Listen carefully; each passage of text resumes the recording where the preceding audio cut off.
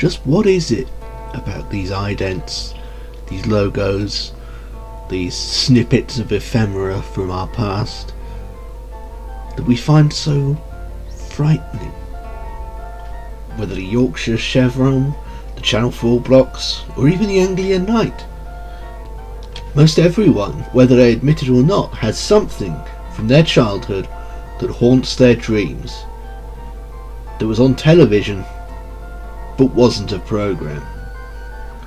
But if it's not a programme, it should be innocuous by definition. What is it about these things that scared us so much?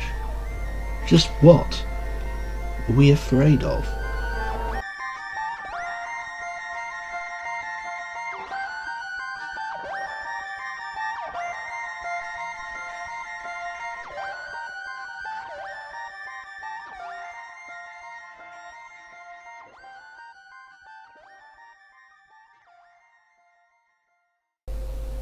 I know what I was afraid of.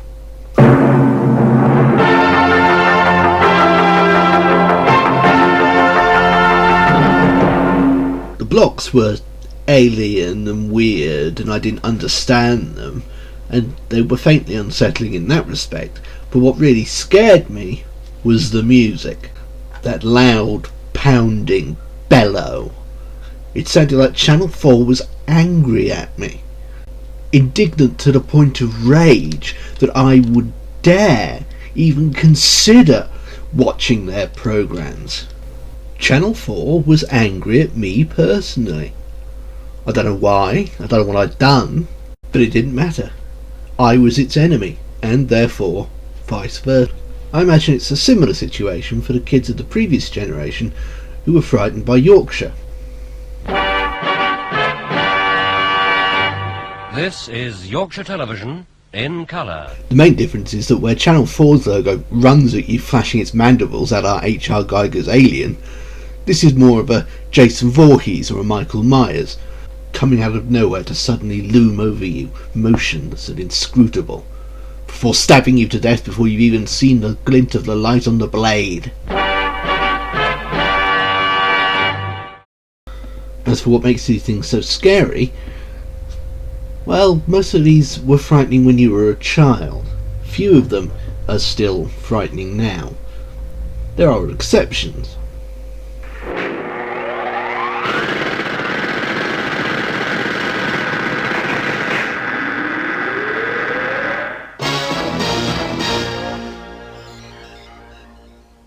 But generally, if a logo is remembered for being scary, it's because it traumatised multiple people when they were kids.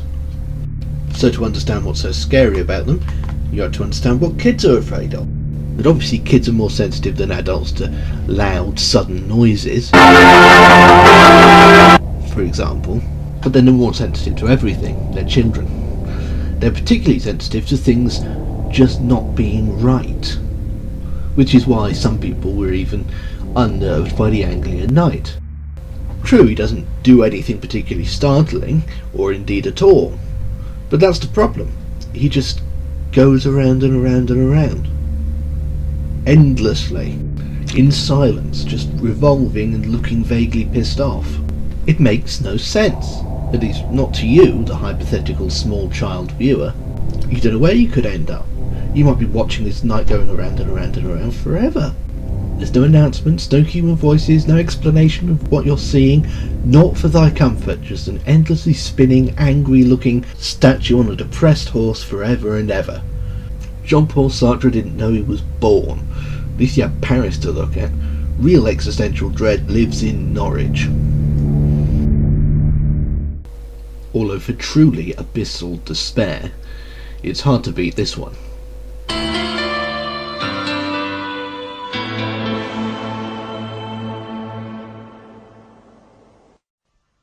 I always found this thing vaguely creepy, but it never occurred to me to be actively scared by it until one day I fell asleep with the VCR running and woke up right at the end of the tape to see and hear this ringing through my bedroom in the middle of the night.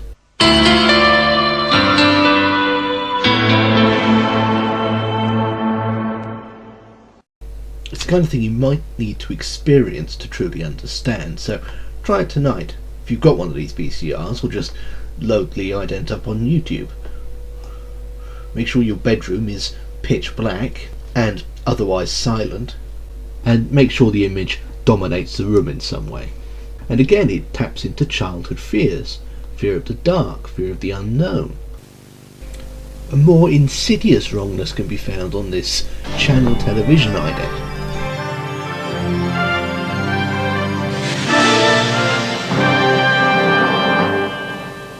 Not scary in any of the usual ways, just strangely off. Like the ident equivalent of a pod person, an alien propaganda network desperately trying to blend in with human society and failing at the first hurdle. I don't trust this ident an inch.